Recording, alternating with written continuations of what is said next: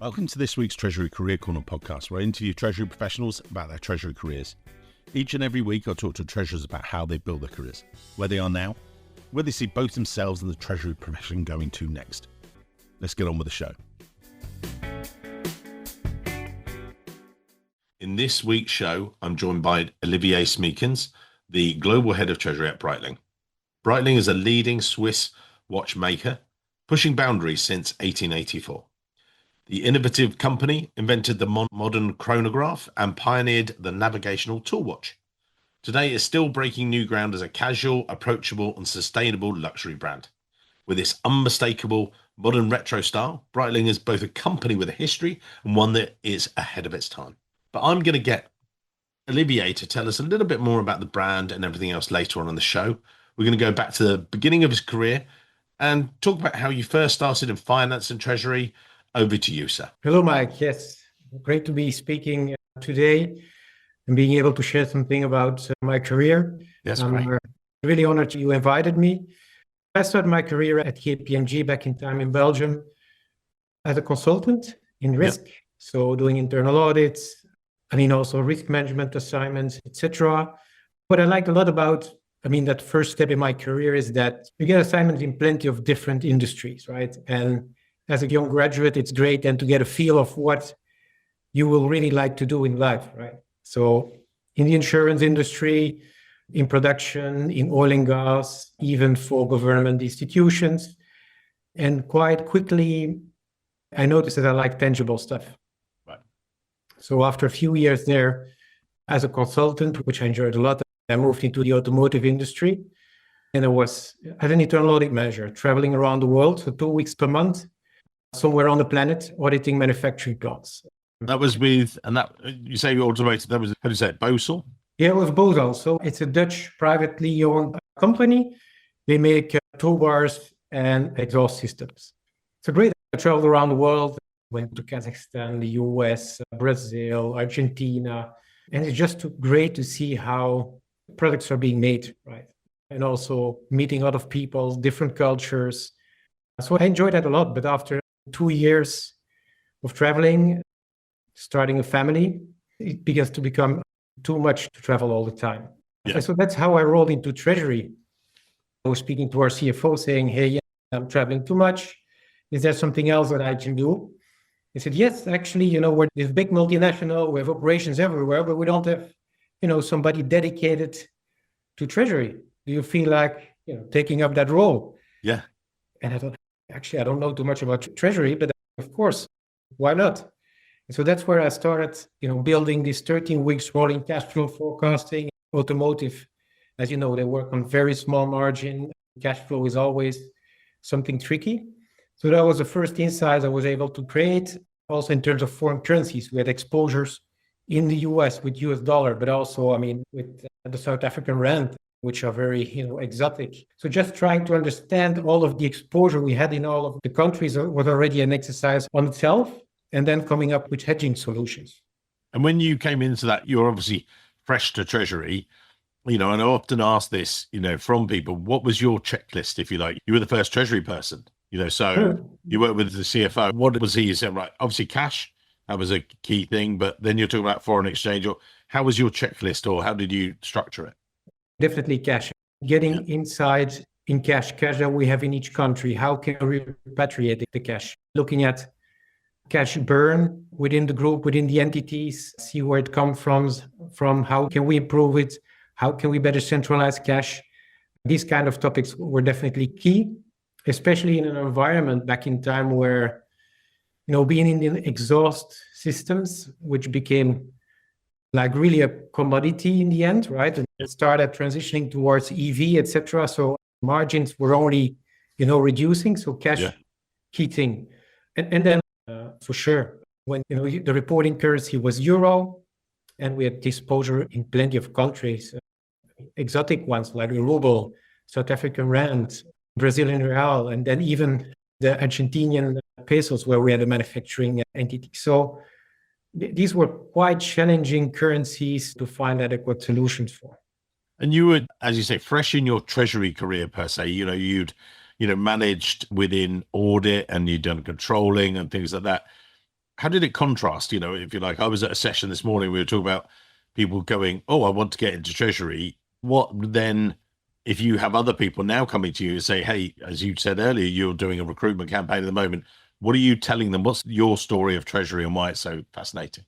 No, for me, it's just, about being open-minded, use common sense, and also reach out to more senior people around you, right? What I did, I built a good relationship back in town with the controller, the head of financial reporting, a person that had, 10 years more experience than me. So the advantage is if that person guides you, because usually they are aware of plenty of these issues or topics, but they don't really have the time to deal with it. And so they're very happy that you ask the questions, that you take over some of these issues they have, but they don't have the time to do it themselves. So as long as you're open, willing to learn, willing to pick up certain topics, then I think it's fine. Then you will learn for sure. And you did that role for 3 years or so, and then what happened next? Or talk us through the next. So the company as such had two main business lines. We had to sell one of those business lines. The company came into some financial troubles back in time. I don't know how they do today, and I won't expand on that one. But for sure, there was a division that was sold, and with that, the group became much, much smaller. And as such, for me, that last year in the company was tremendous from a learning perspective, right? Of course, you don't like to see a company going into financial issues. Yeah. But as a young treasurer, it's amazing, right? Because then, you become the center suddenly of attention. You're being pulled into quite strategic meetings with shareholders, with the C-level. And they ask you as well to prepare certain presentation, dig into issues, see how we can save the company with additional financings, etc. So that was a tremendous journey. But at the same time, I also knew the company would become smaller and it was the right moment, after the divestment. You to move. But actually, you're saying about that crisis point, because I know we had this discussion in our previous chat when we did our pre-podcast. What, if someone else is listening today and they're saying, oh, actually, I've got lots more face time with my CFO. We've got tariffs in the world, we've got lots of challenges and things. How should they handle it? Or what was your go-to checklist, if you like? It's a while ago, but one of the key things was, liquidity. So it was really about finding a solution. I remember sitting in meeting rooms together with various financing partners and see if they wanted to set up a syndication, jointly.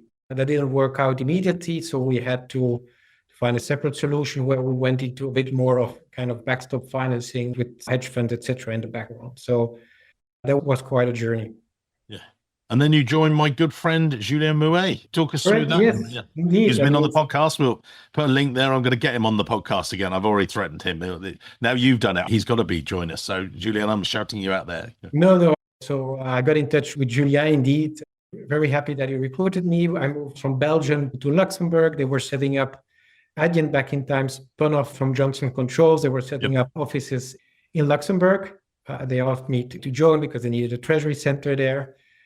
And Julien had a great feeling. It's often about, getting a good gut feeling, right? One thing is your experience.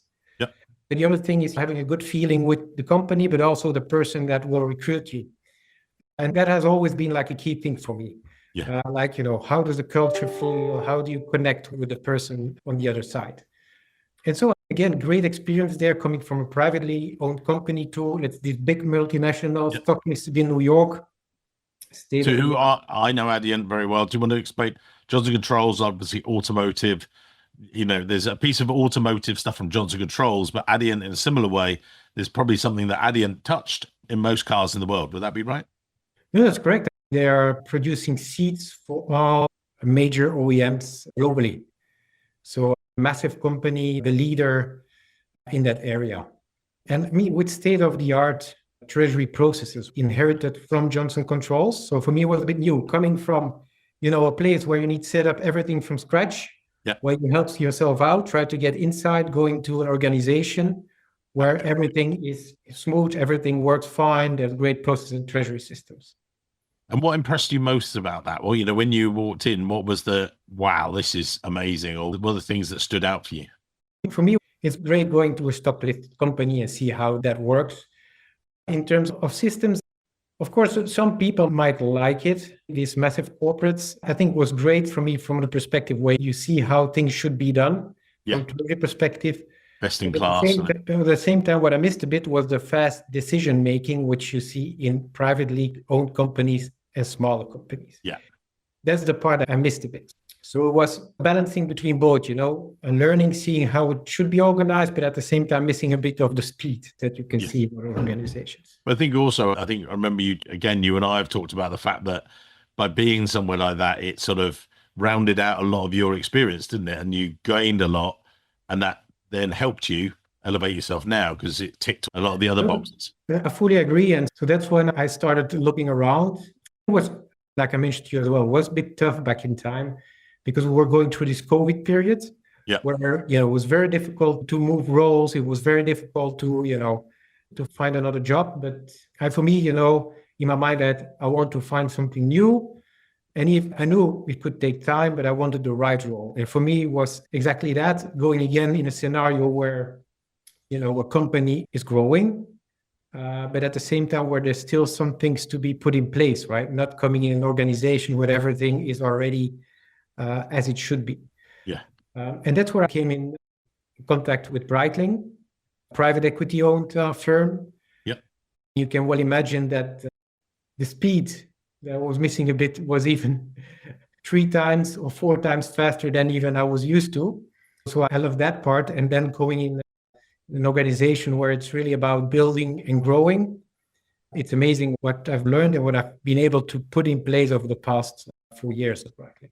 So can you just explain who, I gave a little bit of a header of the show, who Breitling are, when you joined maybe, who they are now, and then, because that's going to then influence your immediate priorities when you walk to the door, and then, your challenges as you've gone through sort of thing. What's it been like? And give us a quick overview. No, correct. So Breitling was family owned back in time, right? Before in 2017, it was acquired by private equity. It was a company mainly focused on distribution. It was also a brand which was a bit dusted, if I can say, a bit with an image, a very chauvinistic image, but still with fantastic products. Yeah. And so it needed, from a marketing perspective, and I think you introduced the brand very well, needed to make a complete switch. So that happened. And second, then it was also about upgrading the distribution. So instead of going from pure distribution, go to a multi-channel approach. So we've opened more than 300 boutiques over the past years. We still work through wholesalers as well, but we've also launched e-com, which was very successful as well during COVID times. So we more than doubled our turnover just in a few years. And with that also, what needed to be put in place in terms of treasury. If you look at that, there was no foreign currency hedging in place, a very basic one at the start when I joined. Meanwhile, this year in June, I implemented Cantox, so full hedge automation. Yeah. We are now looking for a treasury management system. We will take a decision probably next quarter on which tools to use. And with that, we need to get fully ready within a private equity environment at a certain point in time. Either there's a strategic buy or there's an IPO. And the idea now is to get completely ready from a treasury perspective to take that next step and professionalize the organization. And there, again, you and I talked about private equity. We've talked, I haven't, Julie Fabris on the show in the past where she talked about, we made the jokey comment, it's all about the cash and, that's all it's about in private. But as she said, and she said back in the day, a while ago now, but she said, yeah, it is just about the cash. But once you've got the cash, right, then, and you got the clarity and everything else, then you can do all the other interesting stuff. And she was like, oh, right, great way to do it. With yourself, how would you describe working as a private equity treasurer? What's that been like and what are the challenges? No, but I fully agree that liquidity is a key thing, right? Because management, the organization, they have fantastic plans, right? It's very entrepreneurial. So we have plenty of ideas and you need liquidity, you need cash to realize those ideas. So it's always like that. And at the same time, your business can be cyclical, right? Sometimes you're generating great cash, plenty of opportunities, and then after a while, it might be a bit short. So it's always the case in these entrepreneurial companies where there's a massive growth forecast, where we opened over the past, we have more than 300 boutiques now, but we opened 140 in 3 years' time. So that has a massive impact on cash. We also acquired 2 historic brands with a fantastic heritage. Last week, there was Dubai Watch Week, where we officially launched our house of brands. So there will not only be Breitling, but also Universal Genève and Galais, with trading expected next autumn. Just the acquisition of those brands, and then all the investments required in the coming year to relaunch those brands are massive, right? So, I mean, that's where, again, you come to the center of the attention, where your CFO tells you, hey, we need to finance all these initiatives. Go and help me. And that has been a great challenge over the past year, 2 years, which I love, right? I can get bored of the usual day-to-day treasury things. I get more excited about all these different projects. Of course, you need to have the day-to-day under control, but it's the projects where, that give you energy, right? The challenges that you get. And you talk about projects and things like that. And I had a really great roundtable session with 24 treasurers last week, and I was running the tech stream, talking to them about technology and different comments about treasury management systems, the rise of AI, and there were different things about it. And how was and I know that you're great with your technology. You had that as part of your IT and controlling and project management. Not all treasurers have that, if you like. So with you, how has that shaped your approach, if you like, when you've looked at processes or technology, and you're talking about TMS there as well? How do you approach that yourself? And again, for the advice show, what should other people be thinking about? No, I mean, let me first start that we're entrepreneurial. Like you mentioned before, cash is very important, growth and performance, results, because in the end, it's about increasing the value of the company. And so it's also very lean for me, right? I don't have a big team. So you always have to be creative, or you're pushed to be thinking creatively to do things in the most efficient way, and also try to automate things. And the good thing is within Breitling is that we want to automate things. We're happy to invest in technology. For instance, we were the first ones having a unique NFT for each watch. So it means if we want to activate the warranty of your watch, you need to scan the NFT. And with that, you activate the warranty. And, we get a message, hey, there was a watch sold somewhere in a certain boutique somewhere around the world. And so permanently through an app, we can see, oh, well, this watch is being sold here and there. Yeah.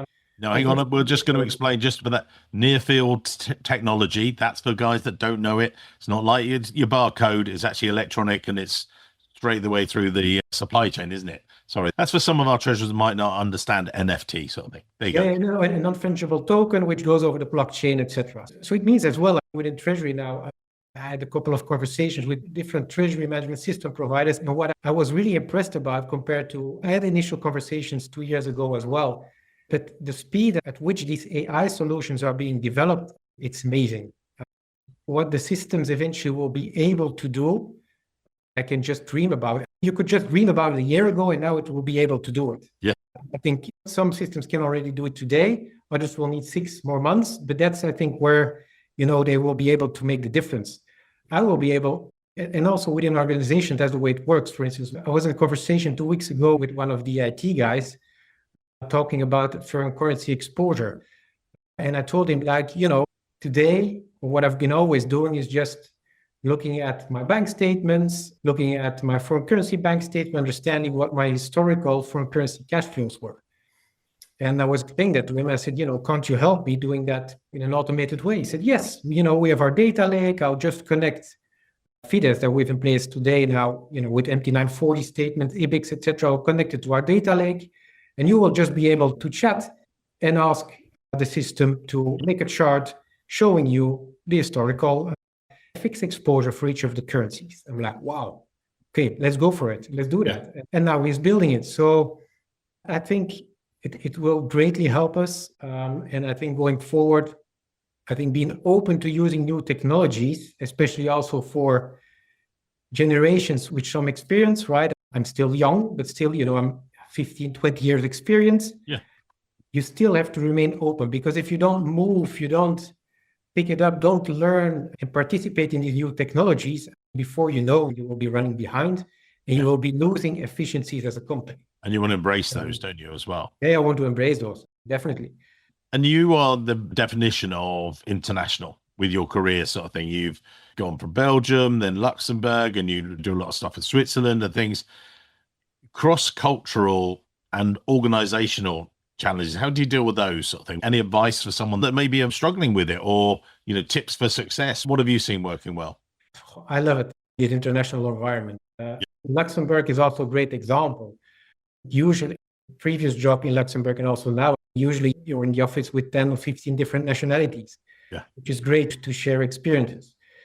If you look at, but also, in terms of culture within companies, first working for a Dutch company, a US company, now more Swiss German company, you see really a difference in styles.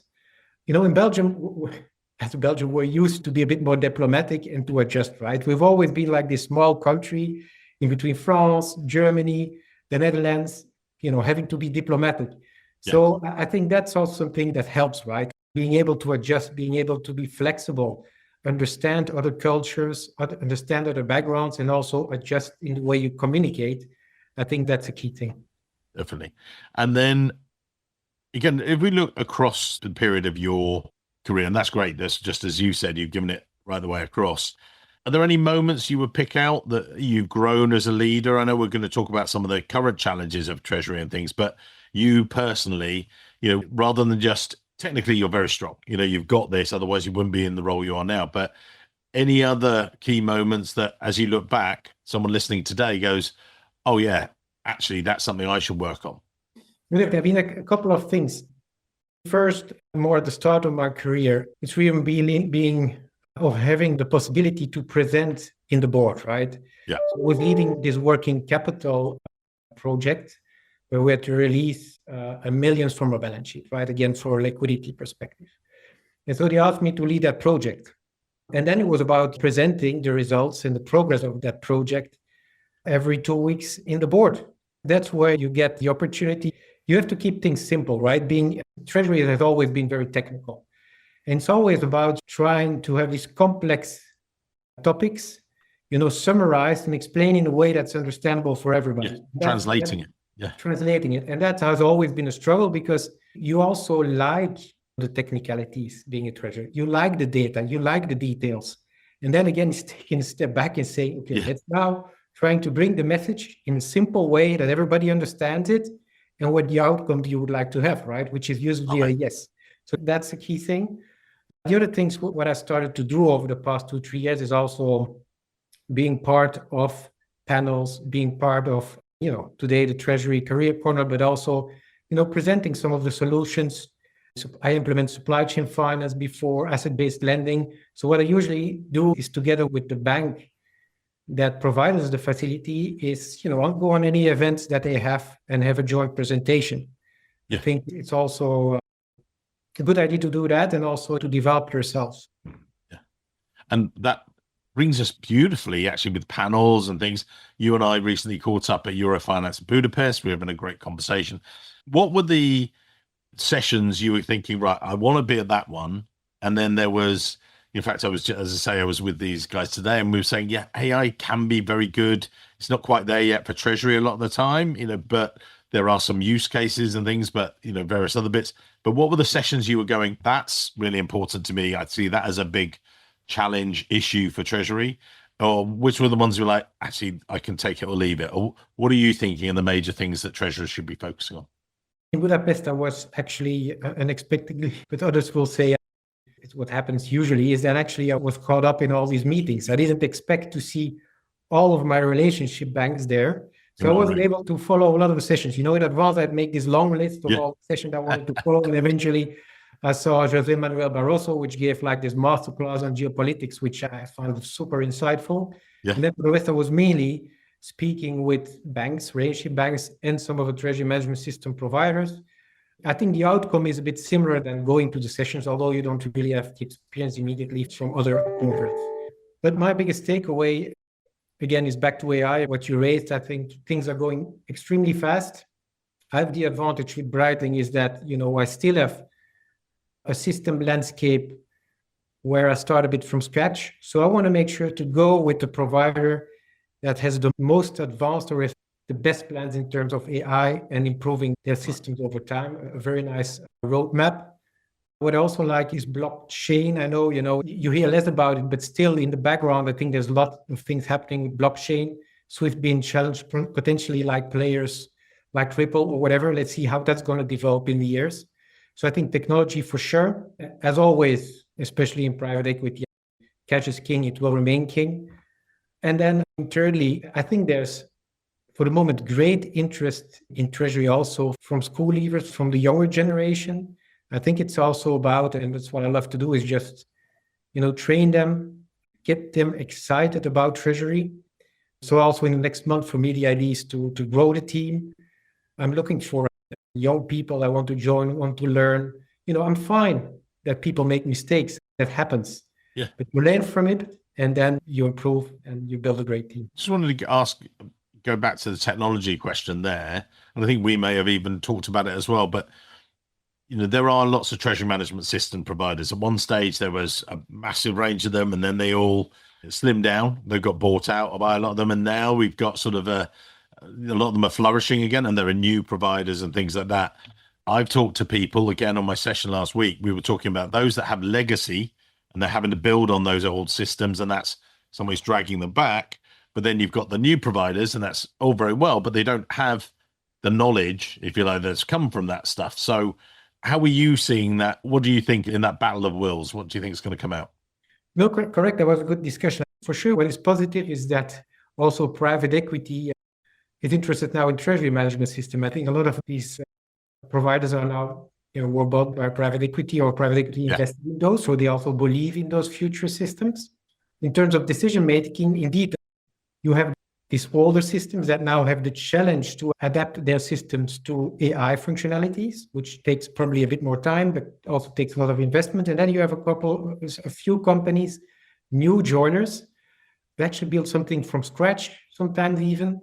But their issue might be that, hey, how many customers do they already have? Did they fix all the bugs, etc., in their systems? Yeah. So as a company, how do you decide whether you go with a more experienced system versus, let's say, these new joiners in the market? It's a decision I haven't taken yet. What I've done is now I had sessions with 5 or 6 different providers. There were a couple of these newer companies, a bit more of the known brands. Yeah. I want to make a short list of 3 and then go in further depth of what they are offering, and then take a joint decision, but not only on my own, but together with the accounting team, with our CFO, and then all agree. Generally speaking, within Breitling, we're open to new technologies, we're open to new fintechs, etc. I've seen it also in other areas.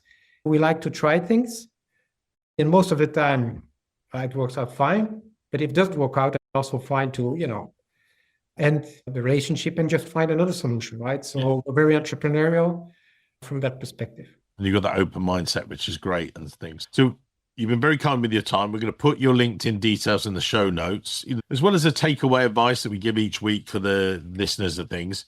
What skills or experiences with you do you feel have made the biggest difference, if you like? And, what would you encourage them to focus on? Obviously, technology sounds like one, but what other things are you thinking? No, I think that on the one hand, indeed, you have typical treasury skills, the technology skills. But we all know that, and you know even better than me, that treasury is sometimes a role you grow into, right? Yeah. More today than in the past, you have the possibility to have some programs at universities to get to know treasury, but it wasn't yet there back in time when I started. So I think it's about being open, about willing to learn the job, and definitely also about more the soft skills, communicative, being open. From my perspective, it's fine making mistakes, sharing those and see how you can improve yourself, right?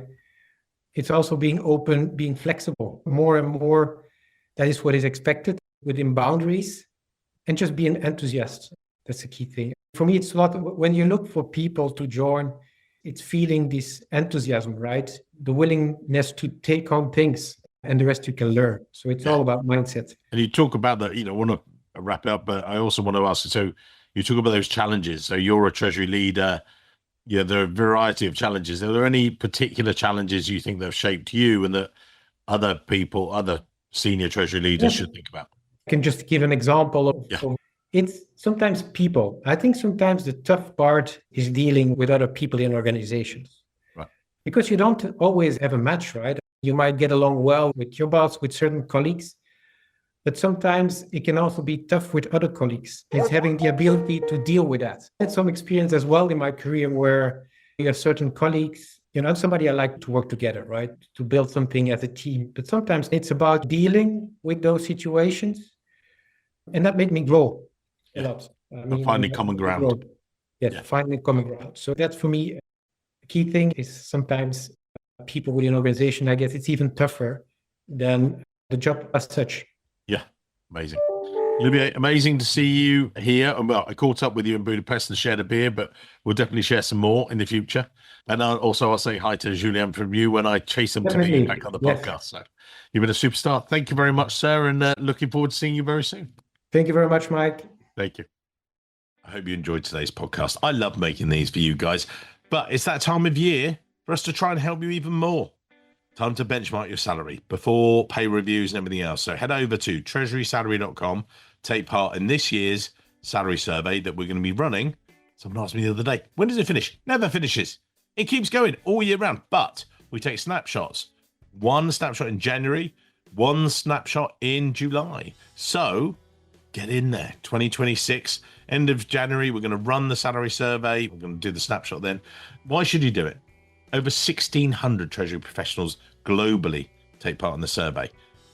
I know, it's amazing. And we don't give you stupid ranges. We give you exactly what the average is for your position. We give you ranges, but you get to choose and you can see lots more information. We're here to help as well.